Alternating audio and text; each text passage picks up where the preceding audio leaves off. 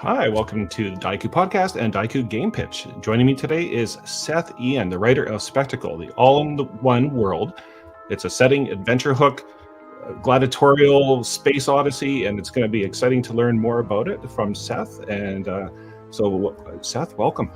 Thank you for having me. Well, it's an exciting product, and it's for the Troika system, which I'm a big fan of. And for those that don't know about Troika, it's kind of a minimalist, kind of gonzo fantasy kind of world by Melsonian Arts Council. So definitely check that out if you have an opportunity. But before we get started into talking about Spectacle, Seth, tell us a little bit about your design background. Yeah, I got into game design I sort of fumbled into it, and I think a lot of us do. Friend of mine reached out during, I think it was Zine Month 2016, and we did our first run, which was a small little zine called Our Veil of Discontent. I enjoyed doing the work. He's since sort of been moving away from it / has less time, but I've sort of leaned into doing so. And I've had another game with that same co-author called Twice Made, Once Forgotten, and now with Spectacle. My approach to gaming is very open-ended. I wouldn't call myself... I don't like the labels that go around in a lot of circles, but I would say I'm more about like do what's appropriate for your table, and I like to roll as few dice as possible.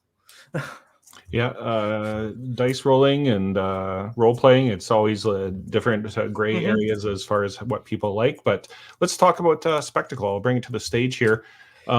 Just tell us what made you create this game hook world setting?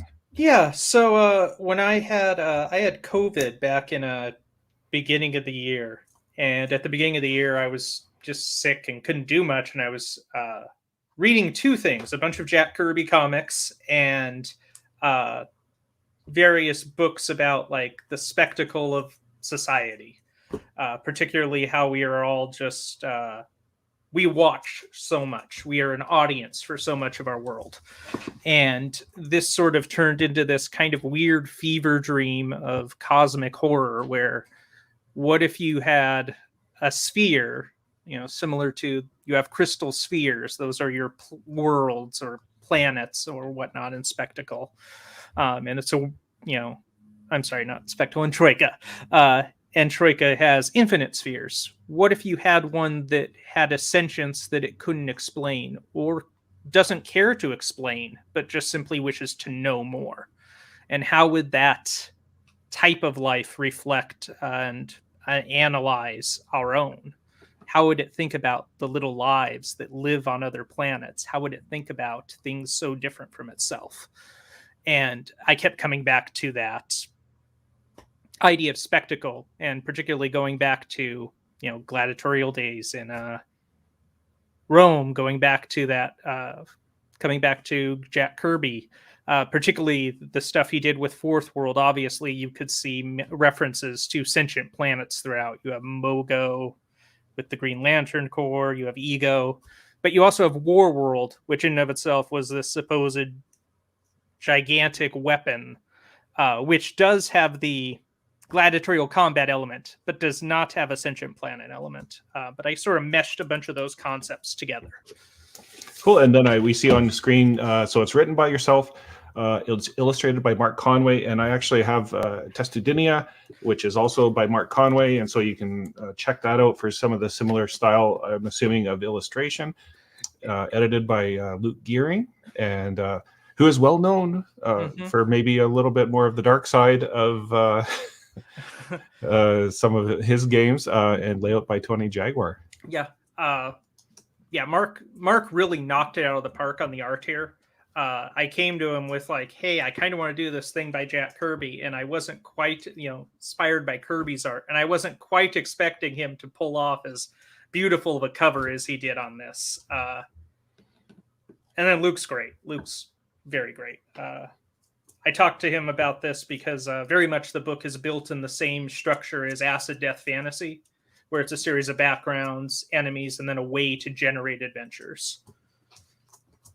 Cool. And let's talk about. We already kind of hinted at it, but Yeah. so many eyes. That's a good hook.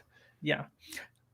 One of the things I really love about this opening is I like the fact that I'm trying to bring together that sort of organic and inorganic aspect into that cosmic horror aspect. Cosmic horror.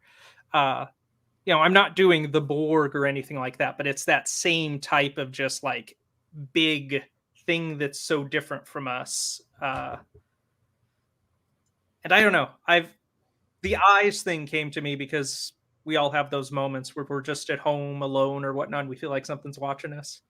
Most of the time for me, it's a cat, but sometimes it's something else. And a planetary eye is kind of like creepy unto itself. Mm-hmm. There's also the Junji Ito story. I can't remember the name of it right off the top of my head now, but Hellstar Remina. Here we go. Hellstar Remina. Hellstar Remina that also has like some eye imagery, and there's a couple different plants with eye imagery out there in fiction. Yeah, no, I love that the whole idea of like this just giant eye that's all seeing and all knowing. Well, Sauron and that sort of thing. But so why did you choose Troika? Because I think your first two games that are currently on itch, they're kind of system agnostic. What made you kind of dive into the Troika system? So system agnostic, or like just statting something in basic D&D or something like that is usually my go-to. But when it came to this project, I wanted a game that had a certain, you mentioned the gonzo aspect to it, the odd science fantasy aspect. And I really wanted to tap into that. Another motivation is I'm friends with Christian Kessler, who just had a book released with Melsonia called Longshot City, which is very comic book inspired, very using Troika to create superheroes. And that sort of kind of pushed me in that direction as well. If he can figure out how to do superpowers in Troika, I'm sure I can like do this odd gladiatorial combat with warriors from across the world, across the spheres in Troika. And I love the cover art that you've got on display there. But the inside is it just black and white?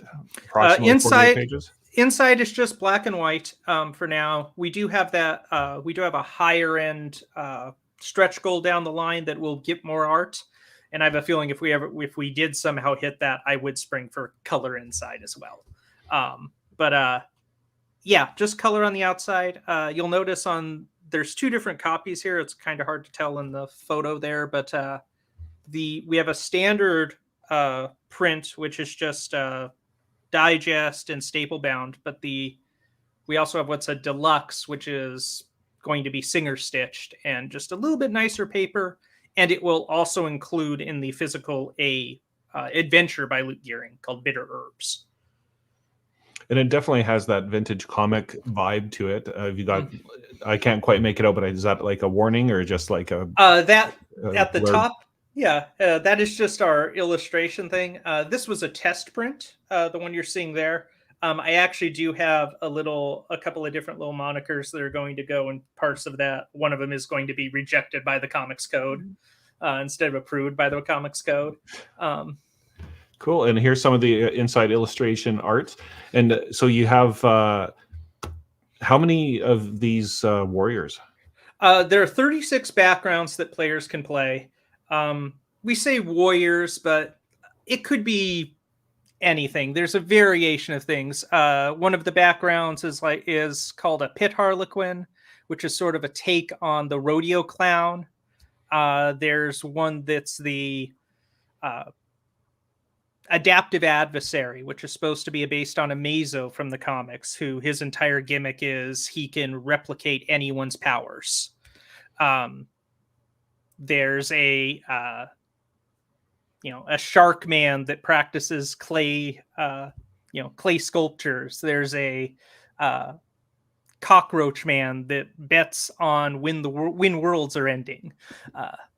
I'm leaning into not just the Kirby weirdness, but also the sort of tongue-in-cheek, fun, dark that is Troika as well.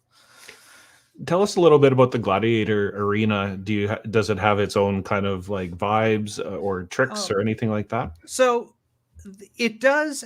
It does. The big thing about the Gladiator arena is, so coming off of Spectacle is that eye, and that eye actually has a pupil on either side, and one is looking to the stars for other things, but that other is focused on this sort of concave little gladiatorial structure for its own amusement, where it's, it has these little things called oculants, which are like, it's little minions that have various eye themes to them, and they are forcing the gladiators to basically compete for entertainment. But there's also this just element of, it's not about, fighting to the death, because if something's, if the entire spectacle is dead, if the players or the gladiators are dead before they get out on the, one foul swoop, spectacle's not entertained. That does not provide what it is there for. So the entire premise is, some of the backgrounds are gladiators, some are a little more, how do I support and continue this spectacle? How do I, it's all that sort of, all about the presentation of the game. Cool. Is there any like political intrigue behind the scenes as far as the like setting up the fights and that kind of thing? Yes, there's a lot of like little bits within the adventure generation that give you different like hooks for, certain NPCs or certain opponents that may encounter, or things that happen outside of the arena. The generator in the back is a D68 actually, and each one of those is broken down like 6 different sections of the planet. So one's the arena, one's like this little hovel town, one's like where there's water treatment, things of that nature. Cool. And then you also have some stretch goals. So just for people watching that might not know, it is currently kickstarting. You've already funded, so that's a good news. And now funded. We're at stretch goal time. Yep, and we are we don't wrap up till the 1st, so there's still a good 13-14 days, I think, at this point. Still a good amount of time. I suspect we will hit at least that first one, maybe that second one. And Neoteric Divinity is going to be really leaning into the Kirby aspect, like really putting the new in the new gods with some alien like rulers and warlords that have been sort of ostracized as NPCs onto the planet. So cool. And what kind of stickers are in the next level? Stickers are going to be a lot of the art here, a lot of eye themed art that will appear throughout as spot art that Mark has done, and also a lot of leaning into the comic bubbles and sounds and things of that nature. The stickers will be colorized, so there might be some colorization happening there, even if it's not color art within the book. Cool. And Red Rune? Red Rune is Aaron Burkett wrote something beautiful that's about there's a class in the book called the Red Glaive, which are individuals that have decided they don't like this, sort of all-seeing eye ruling over them. And this is the players getting involved in that. Like, do you really want to challenge this sentient planet with this group, this faction, and the moving it issues there, Well, that sounds actually, I'm sure most Troika players and most tabletop role-playing game players are going to go, how can we take out this eye, right? Yeah, exactly. And then you got bookmark, so probably similar to stickers.